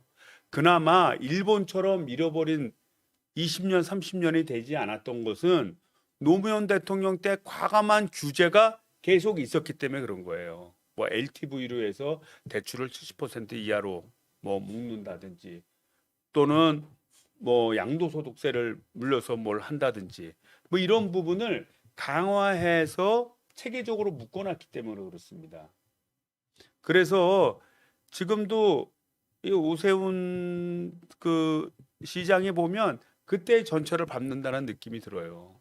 마치 이명박 대통령이 다 돈 벌게 해줄 것처럼 했다가 그 다음에 사회적 문제가 되고 했던 것처럼 본인이 표받기 위해서 뭐 재개발 재건축 뭐 다 해줄게 다 해놓고 당선돼서 지금 좀 오르는 것이 이게 어떻게 보면 재앙인데 이거를 효과라고 얘기하면서 그거를 은밀하게 변색을 해봐야 나중에 그 결과는 앞서 있던 역사가 그대로 얘기를 해줍니다. 결국 부동산 시장에 엄청난 충격파가 올 것이고요. 그거에 따라서 우리나라 경제에 큰 충격이 올 가능성이 높아요. 그리고 지금 우리가 이제 뭐 종부세 완화 이런 문제는 이제 당분간 검토하지 않겠다 이렇게 했지만 지금 하고 있는 이 문재인 정부의 각종 규제가 우리나라 부동산 시장이 붕괴됨으로 인해서 발생할 수 있는 많은 부작용을 일본 보세요, 일본. 예? 일본이 따라 저렇게 망한 게 아니에요. 부동산 문제 잘못 따라서 저렇게 망한 겁니다. 이런 규제가 결국은 부동산이 붕괴되는 거를 좀 최소화해서 우리나라가 더 성장할 수 있는 기틀이 될 겁니다.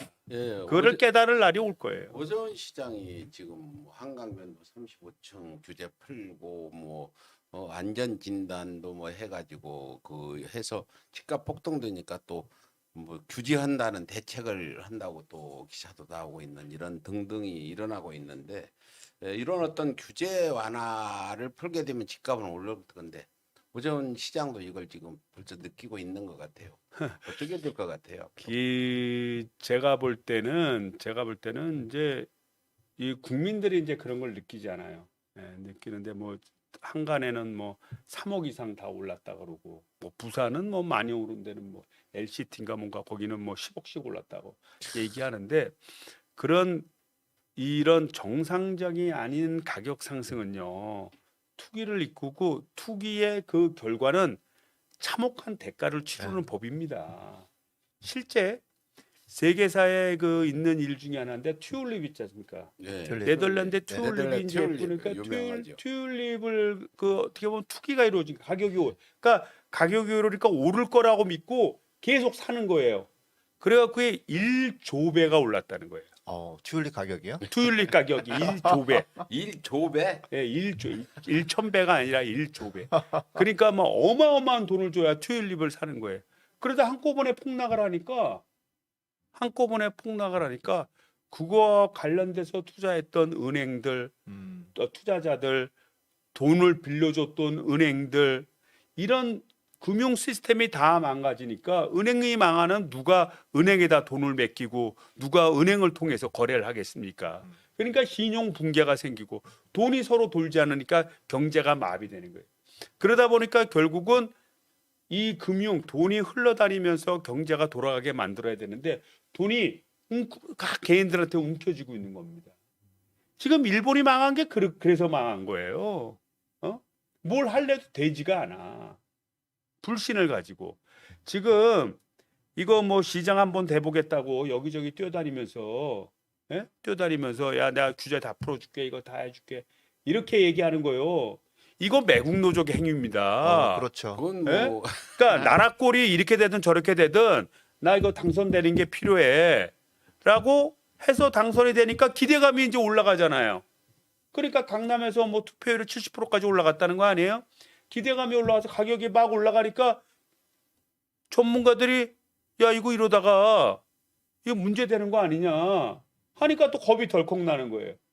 그러니까 근본적으로 부동산 시장에 대해서 어떻게 통제하고 어떻게 관리할 거냐에 대한 대안론이 없이 그냥 일반 시민들이 가지는 불만을 활용해서 표를 얻어서 시장이 됐다고밖에 볼 수가 없는 겁니다. 그렇죠. 매표했다고 볼 수밖에 그러니까 없습니다, 지금 부동산. 뭐냐면 지금 국민의힘당 지지율이 떨어지는 이유 중에 하나도 네. 시장 투를 해보니까 야 이 사람들 뭐 특별한 방법론을 가지고 한 게 아니야. 그냥 표 받기 위해서 풀어준다 하다가 사회 현상이 이상해지니까 이러지도 못하고 저러지도 못하고 당황하고 있는 거예요. 나중에 저러다가 이건 정부가 안 해서 못하겠나고 또 나자빠질 수도 있어요. 그 이게- 말씀 들어보니까 그 오세훈이나 박형준 그 시장들의 부동산 규제 완화 응. 해가지고 부동산 폭등세가 이어진다면 국회에서도 어떤 대응이 나와야 되고 정부에서도 나와야 될 건데 가능합니까? 이제 뭐 기본적으로 정부는 이제 입법을 하니까 네. 이제 법이라는 것을 만드는 과정을 통해서 부동산 시장이 이런 좀 왜곡되지 않도록 막을 수 있는 제도를 계속 만들어 두겠죠. 만들어 두는데 이제 시장이 지금의 제도 내에서 막 풀어준다. 예를 들자면 여기 나오는 뭐 35층 막 허가를 내준다. 그리고 토지의 용도를 뭐 적극적으로 개발할 수 있도록 막 풀어준다. 그렇게 돼버리면 그때는 새로운 형태의 대재앙이 올 수 있죠. 말하자면 35층 이상 건축을 해주면 그 뒤에 있는 집은 어떡하라는 거예요, 대체. 그럼요, 맞습니다. 예. 예?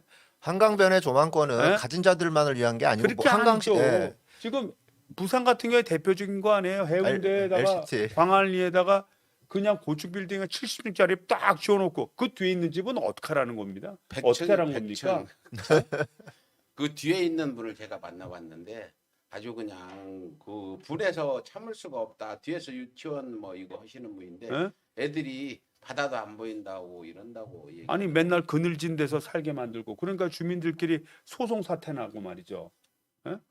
그 LCT 가보니까 해운대가 앞마당이야. 해운대 이제 해수욕장 그쪽에는 갈 수도 없어. 그리고 네. 제가 뭐 여기서 말씀한 재개발해서 뭐 공급 물량이 늘린다고 그래서 서울 집값 떨어지지 않습니다. 더 올라요, 더 올라. 왜 그러냐면 우리나라 그 부동산 역사가 그런 거예요. 뭐 신도시 만들고 막 만들어. 그럼 공급 물량이 많으니까 일시적으로는 떨어질 수 있어요. 떨어질 수 있는데 저 지방에서 서울이 집값이 싸고 또 서울 근교의 집값이 싸니까 막 몰려들잖아요. 이 사람들이 와서 살아. 사는데 가만히 살다 보니까 강남에 더 가고 싶어. 그러니까 그쪽을 가서 그러니까 수요처가 되는 거예요. 수요처. 그러니까 새로운 지역을 만들면 지역의 그 결과로서 끝나는 게 아니라 그 사람들이 또 강남에 가고 싶은 새로운 수요처가를 만들기 때문에 결국은 특정 지역의 가격을 나중에 더 올리는 효과가 일어나는 겁니다. 그래서 실질적인 이 문제를 하려는 것은 이 서울의 전체를 보고 어떤 특정 지역의 사회적 인프라나 편의시설이나 이런 시설들이 집중화돼 있지 않고 골고루 기능별로 분산이 돼야 돼요. 그래서 강남 지역은 강남 지역의 특성을 가지고 자기의 장점을 가지고 살고 강북 지역은 강북 지역의 장점을 갖고 살고 강서는 강서대로 이래야 많은 선호도의 다양성 속에서 자기가 가고 싶은 지역으로 가게 되니까 수요가 분산되는 겁니다. 또 수도권 전체적으로도 그렇고. 그래서 제가 뭐 이거 복잡한 얘기 계속하긴 그렇고 여하튼 제가 느끼는 거는 뭐냐면 부동산 정책에 대한 철학이 없다. 오세훈이나 철학이 없다. 오세훈 국정원이나 자체가 아니라 국힘당 자체가 철학이 없다. 다 망했다. 박근혜, 철학이 없다, 이명박 철학이. 때 같이 망했다. 네? 이 부분은 확실히 우리 국민들이 바라야 될 것 같습니다. 철학이 없고 그저 현재 있는 국민들한테 사탕발림의 비전을 줘서 그걸로 표를 얻어서 이기면 된다. 뭐, 이런 단순한 나라가 생각이에요. 망해도 정권만 잡으면 된다. 여기에 대해서 이제 마지막으로 국뽕방송 잠깐 하죠. 시간도 많이. 오늘 기사 보니까 상반기 1분기 네, 1사분기 경제 성장률이 1.6% 되고 10%가 넘었죠. 세계 그 선진국 10대 선진국 중에 1위를 했는데 이 부분에 대해서 전년 대비. 전년 대비 전년 대비. 그래서 그 우리나라는 올해 경제 성장률이 전년도 대비 한 3.5% 이상이 될 거라고 예상을 해요. 올해요. 그래서 처음에는 한 3.6% 정도 되지 않겠는가 예상을 하다가 IMF에서 최근 얘기한 거는 한 3.5나 3.6% 정도, 약 0.6% 정도 더 올라갈 거라고 보여지고요. 그러니까 이게 전 분기 대비 이게 전년 대비 올라가니까 이게 이제 우리나라 같은 경우에는 이미 이 1사분기에 생산한 생산량이 작년도에는 2000년도는 코로나 때문에 1사분기가 굉장히 떨어졌거든요. 떨어졌고 2019년도 생산이 100이라고 하면 그러니까 100이라고 하면 작년도에는 100의 밑에서요. 한 95, 96 정도. 그런데 올해는 2019년도 대비 한 107 정도 된다고 보는 거예요. 그러니까 2019년도보다 더 발전한 겁니다. 근데 일본은 2019년도 대비 아직 100 이하예요. 그러니까 우리나라 굉장히 그 V자 성장을 하고 있다는 거고 그 성장의 원동력은 수출입니다. 수출. 그래서 전년도 대비 10% 이상 수출하고 우리나라 주력 품목 15개 품목 중에서 14개 품목이 14개 품목이 증가했고 10개 품목이 두 자릿수 이상의 증가율을 보였어요.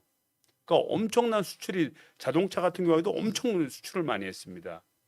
다만 그 코로나의 여파로 또 통해서 그 내수 중에 자영업 또 여행업 서비스업 이런 쪽에 마이너스가 아직도 있는 거예요. 2019년도에 비해서 마이너스가 있는 거예요. 그래서 우리나라 같은 경우에는 보다 지금 뭐 손실보상제도 이런 얘기가 많이 나오고 있는데 보다 적극적인 재정 정책을 통해서 내수를 살리게 되면 그때는 아주 비약적인 경제 성장을 이룰 거라고 봅니다. 예, 지금 그러면 수출 잘 돼서 경제성은 잘 되지. 11월 달에 그 코로나 백신도 충분히 확보해서 천만 그 1억 명 부분을 확보했지. 11월 달에 집단 면역만 달성하게 되면 집값만 잡아낸다면 거칠 게 없겠네요, 우리나라. 아니 그 거칠 게 거의 없습니다. 거칠 게 거의 네, 없죠. 거칠 게 그러니까 거의 오직 없고 집값 오르는 부분만 우리가 좀 견제를 해주고 좀 더 공정한 이런 것들 공정 얘기 나왔으니까 이번에 일각에서는 선거 패인을 이걸로 보는 분도 있다. 이건 알고 계시라. 지난번에 지원금 해제 코로나 지원금 줄 때 보편적 지원 안 해가지고 저 아는 그 노인분들 있잖아요. 정말 어렵게 지원금 받는 분들 혜택을 못 받았어요. 사실은 자영업자 위주로 했는데 자영업자에서 알바하는 젊은이들도 못 받았고. 근데 2차가 보편적으로 나갔을 때 얼마나 좋았어요. 1차 처음에 1차만 보편적 2차 지원금. 때가 나갔지. 100만 원씩 줬을 때. 그러면 골고루 그렇게 해야지. 오세훈이가 있는 집 아이들 밥 주지 말자고 시장지 그만뒀듯이 그런 재난지원금을 그렇게 차등을 두고 주면 오세훈과 다를 게 뭐 있냐 이렇게 비판하는 사람이 있는데 어떻게 보세요? 이게 그 당시 4차 지원금을 그렇게 쭉 나눠줬으면 좀 나았을 거다는 얘기도 있는데 어떻게 보고 계십니까? 그래서 이제 두 가지 문제로 이제 해석을 해야죠. 두 가지 문제로. 예를 들자면 정부의 행위로 인해서 직접적인 영향을 받은 대상. 정부가 일단 영업을 못하게 했잖아요. 예? 영업을 못해. 이제 그런 데 같은 경우에는 그런 영업하지 못하게 된 부분에 대한 보상이란 부분이 있을 수 있어요. 보상이란 부분이 있고. 그 다음에 두 번째는 뭐냐면 우리 코로나라고 하는 것이 직접적 피해 대상이 된 부분도 있지. 그 정부 명령 때문에 피해를 본 대상도 있지만 뭐 여행업이나 이런 것처럼 전체적으로 우리의 삶을 어렵게 한 부분 있지 않습니까? 예를 들자면 아까 얘기했던 알바되는 학생이라든지 이런 학생들은 전체적으로 그 영향을 다 결국은 입게 된 거 아닙니까? 그렇죠. 있게 됐죠. 정부가 직접 당신 보고 너 알바 못해 이렇게 한 건 아니지만 결국은 피해를 받지 않습니까? 전 국민 중에 그런 부분에 대해서는 보편적 지원을 했어야 되는 겁니다. 뭐 아까 말씀 중에 그 영업에 지장을 받은 사람들 부분에 그 100만 원을 지원할 때 이걸 영업점에가 쓸 수 있는 걸로 지원하면 되지 않습니까? 그 2차 때 보편적 지원했을 때 자영업자들이 많이 혜택을 봤어요. 사실은 돈 100만 원 주는 것보다 전체 국민한테 줘서 가서 자기들 물건 살 수 있게 해주면 얼마나 좋아요. 뭐 꽝도 알도 다 먹는 격인데 왜 이렇게 했는지 나는 이낙연 대표가 굉장히 실수한 거다 나는 이렇게 보거든요. 그리고 사실 또 전 세계에서 네.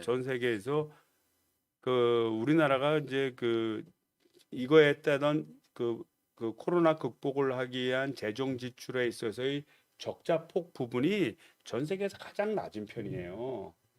가장 낮은 편입니다. 낮은 편인데 우리나라 원래 부채 비율이 굉장히 낮다 보니까 거기서 조금만 올라가도 예를 들자면 100%였던 것이 110%로 10% 110%가 되려면 10%가 오르지만 10%가 오른 거지만 40%에서는 5%만 올라도 10%가 넘게 올라가는 거 아니에요. 대충 이해되시죠? 네. 그러니까 우리나라 부채 비율이 워낙 낮으니까 조금만 올라가도 부채의 증가율은 엄청나게 크게 느껴지는 그렇죠. 거예요. 그러니까 이걸 갖고 우리나라를 비판하 그러니까 뭐 제2 뭐 일보라든지 뭐 이런 데서 비판을 한 거예요. 예, 국힘당이나 언론이 그랬죠. 다만 절대적인 수치로 보면 우리가 절대 수치에 증가된 부분이 가장 적은 나라 중에 하나입니다. 그래서 그 독일에 있는 그런 신문사에서 이걸 분석을 해서 발표를 했는데 코로나 위기를 극복한 제일 잘한 나라 그 중에 하나로는 경제 성장률도 들어가고 이런 재정 부담률도 들어갔어요. 그런 결과 우리나라가 1등을 한 겁니다. 거기서. 그러니까 아주 돈을 효과적으로 쓴 건 사실이에요. 그런데 공평성 있게 갔느냐에 대해서는 의문이 있는 거예요. 네. 그래서 정부가 어떤 행위를 통해 행정 명령을 통해서 제한을 둔 거에 대해서는 정부가 시킨 거니까 정부가 책임져야 돼 그거는. 그러나 코로나라고 하는 전체로 인해서 피해를 본 사람들이 엄청나게 많잖아요. 전 국민이라고 봐야죠. 뭐 예? 그건. 예, 전 국민이 좀 알바하는 학생도 그렇고 뭐 여행업계 같은 경우에는 정부가 너 여행업 하지 마 이렇게 말한 적은 없어. 하지만 코로나 때문에 결국 여행업계 다 망하지 않았습니까? 예? 그런 많은 부분에 대해서는 정부가 좀 좀 보편적 지원을 통해서 우리 국민 경제의 전체적인 수요를 늘릴 수 있는 방안을 같이 좀 모색해야 할 필요가 좀 예, 있었습니다. 지금 사실은. 5차 재난지원금도 뭐 준다는 얘기 있는데 꼭 좀 보편적으로 지원하고 해서 그 돈을 상인들이 또 이득을 볼 수 있도록 그렇게 하면은 좋을 것 같아요. 꼭 좀 그렇게 해주시면 민주당이 좋을 것 사실 야당 시절에 보편적 복지가 당론이었잖아요. 그렇죠. 예. 당연이었죠. 근데 그런데 이제- 어떻게 오세훈 그 어떤 사람들 제가 한 얘기가 아니라 이번에 그 어떤 재난지원금 주면서 오세훈 욕을 수가 있냐 이렇게까지 얘기하는 사람이 있더라니까요. 그게 무슨 말이에요? 재난지원금. 재난지원금을 보편적으로 안 주고 네. 오세훈이 아이들 밥 가려서 먹이자는 거가 뭐가 다르냐. 그거와 뭐가 예. 다르냐? 예. 지금 젊은이들은 나한테 많은 혜택을 주는 것보다 공평하게 하는 걸 더 신경을 많이 그리고 쓴다, 이제 이거는. 이런 부분이 있어요. 그러니까 이제 재정을 담당하는 기재부나 이런 데에서는 이제 아무래도 국가 돈을 운영하다 보니까 그걸 줄이게 하는데 저는 이제 그런 의문을 많이 제기를 했죠. 왜 우리가 이런 코로나19로 인한 뭐 손실 보상이 됐든 피해 보상이 됐든 보편적 지원이 됐든 이런 것을 왜 기체를 발행해서 하느냐? 우리가 정부 재정이 500조가 넘는데 정부 재정을 줄여야지 다른 데를. 그러지 않습니까? 네네. 정부 재정을 다른 데 좀 줄여야지. 줄이고 여기에 에너지를 쏟아 부어야죠. 여기에다가 다른 데 쓸 거는 다 쓰게 해놓고 당장 이런 코로나19로 들어오는 엄청난 충격에 대해서는 왜 국채를 내서 돈을 빌려서 하느냐. 그 부분은 국회에서 좀 견제될 부분이잖아요. 예산 다룰 때. 그래서 이제 그런 문제도 있고 또 하나는 이런 문제가 있어요. 두 번째는 보편적, 그러니까 선별적 지원을 하게 되면 피해를 본 사람한테 핀셋 지원을 한다라고 얘기를 하지만 그것이 국민 경제를 이끌어오진 않아요. 자기가 피해 본 걸 보상을 하니까 피해를 보지 않고 돈을 벌었던 사람들은 저축해서 쓸 가능성이 되게 많습니다. 그다음에 실제 피해를 입은 사람은 그 돈을 갖고 보충해야 돼. 집세 주고 해. 네, 그러니까 그게 소비 행태로 이루어지질 않아요. 근데 전 국민에게 돈을 나눠주게 되면 그거는 일종의 보너스 개념입니다. 보너스 개념이기 때문에 그 보너스 개념에 의해서 수요가 창출되는 거예요. 수요가. 그래서 국민 경제적 입장에서 수요를 창출해서 소득을 증가시키려면 보편적 지원이 더 효과가 있다는 게 그 일반적인 정설입니다. 근데 네. 이번 그 재난지원금 보편적 지원하는 걸 국힘당 사람이 뭐라고 한 줄 알죠? 왜 저렇게 했지? 정말 자기도 이해가 안 된다. 민주당 쪽을 향해서 이런 얘기를 했다는 소식도 들었습니다. 아니 뭐 그거는 뭐 상해들이 알아서 하라고. 정말 이게 이런 저는 이제 그런 부분이 있는 거죠. 그러니까 이거를 무조건 이쪽이다 저쪽이다 선택할 게 아니라 피해본 집단은 선택적으로 딱 해서 고기대로 가볍게 빨리 정리하고 경제가 돌아가질 않잖아요. 그때는 보편적 지원을 그러니까 통해서 소비를 진작시키는 시스템으로 갔어야 되는 5차 줄 거죠. 때는 꼭 보편적으로 뭐 대선 전에 줄 거 아니에요. 한번 또 준다는 것 같던데 마지막으로 피해자들 그렇게 좀 해서 절대 공정성 시비가 안 일도록 하는 게 우리가 민주당이 꼭 좀 앞장서 해야 될 일 같아요. 뭐 국뽕방송 하다가 갑자기 이상한 돌아왔는데 마지막으로 우리 그 시청자분들 오늘 버퍼가 많고 그래서 시청자도 많지 않고 그런데 그래요? 또 가끔 지금 계속 해야 되는데 쉬었다가 하니까 그래서 마지막으로 좀 희망 섞인 메시지 전달 좀 해주시죠. 그래서 이제 앞서서 말씀드렸듯이 저희 나라는 11월이면 그 집단 면역을 이루게 될 겁니다. 그러면 우리 모든 국민이 이제 마스크를 벗고 좀 활동할 수 있는 그런 날이 올 거고요. 실제 당초의 계획대로 지금 진행되고 있다는 점 말씀을 드립니다. 그래서 예. 믿고 함께 하시면 될 것 같고요. 두 번째, 우리나라의 경제의 경쟁력은 지금 뭐 일본을 추월해서 세계 탑의 수준으로 가고 있습니다. 그러니까 삼성전자 보고 바이든 대통령이 만나서 좀 제발 좀 투자해 달라 미국에. 또 EU에서 제발 좀 투자해 달라. 지금 그렇게 우리나라한테 부탁하는 처지에 되어 있습니다. 그래서 지금 미래 산업 중에 제일 큰 게 반도체하고 그 다음에 그 배터리인데 이 둘 다 한국은 최강자입니다. 최강자. 그래서 우리나라의 제조업이나 또 발전 역량은 엄청나게 크다는 게 입증이 돼 있습니다. 그러니까 우리나라의 미래는 밝다 이렇게 볼 수 있고요. 세 번째, 그럼에도 불구하고 재정 여력이 우리나라 굉장히 충분한 나라입니다. 그 일본의 부채 비율은 200%가 넘어요. 그러니까 예. 부채 액수로 따지면 뭐 일경 뭐 몇천억입니다. 일경. 아니 일경 몇천조. 예. 일경 2천조, 3천조 뭐 이런 규모예요. 이런 규모. 이 중국도 만만치 않습니다. 반면에 우리나라가 가지는 부채 정도가 약 한 900조, 800조 내지 900조 정도 된다고 해요. 그러니까 전체 생산 규모에 비하면 아직도 50% 이하인, 예, 50%도 안 되죠. 50% 이하인 이런 단계에 있고요. 이런 재정 여력이 있기 때문에 이런 위기에서 이런 재정 여력을 가지고 돌파해낼 수 있고 또 우리나라 또 이 군사적인 면에서는 뭐 지금 중국이 한국의 눈치를 외교적으로도 그렇습니다. 중국이 한국 보고 제발 좀 코드에 가입하지 않았으면 좋겠다. 이렇게 요구하고 있는 거고 일본에서는 또 가입해야 된다라고 또 이러고 외교적으로도 우리나라가 가지는 위상이 굉장히 크고요. 또 미얀마 그 민주화 운동을 계기로 해서 개발도상국에서 최초로 민주화 산업화를 이룬 위대한 대한민국을 다른 개발도상국의 모델 국가가 돼서 민주화를 지금 심고 있는 그런 중심 역할을 하고 있습니다. 그래서 우리 국민 여러분 자랑스러운 대한민국이라는 거 인식을 가지시고 그럼에도 불구하고 우리 정부가 잘못하고 우리 국회가 잘못하는 부분이 있습니다. 그런 부분 항상 말씀해 주시면 저희가 경청해 듣고 위대한 대한민국을 참 우리 대한민국에서 이뤄낼 수 있도록 최선의 노력을 다하도록 하겠습니다. 이걸 잘 좀 격려해 주시기 바랍니다. 예. 네, 고맙습니다. 좋은 말씀 들었는데 여러분들이 그 국힘당이나 그 수구 언론들 얘기 들으면 대한민국이 금방 망할 것 같아요. 여기에 조금 더 마음 상하지 마시고 대한민국은 잘 굴러가고 있다. 너무 잘 굴러가죠. 너무 잘 굴러가고 있다. 다만 어려운 사람들은 어렵다. 그러나 어느 시대나 어려운 사람 어려웠는데 우리가 좀 더 공정한 사회를 만드는데 앞으로 서울에도 힘을 보태고 이렇게 가겠습니다.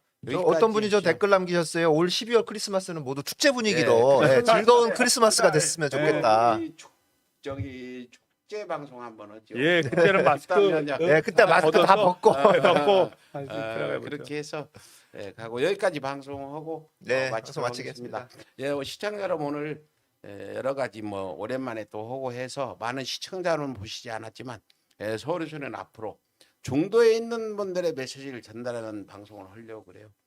우리 측 분들은 하는 데가 많으니까 우리는 가능하면 중도 측에 있는 젊은이들을 위한 방송을 하려고 5월부터는 준비를 하고 있으니까 그렇게 하시고 여러분들 함께 해주시기 부탁드립니다. 감사합니다. 네, 고맙습니다.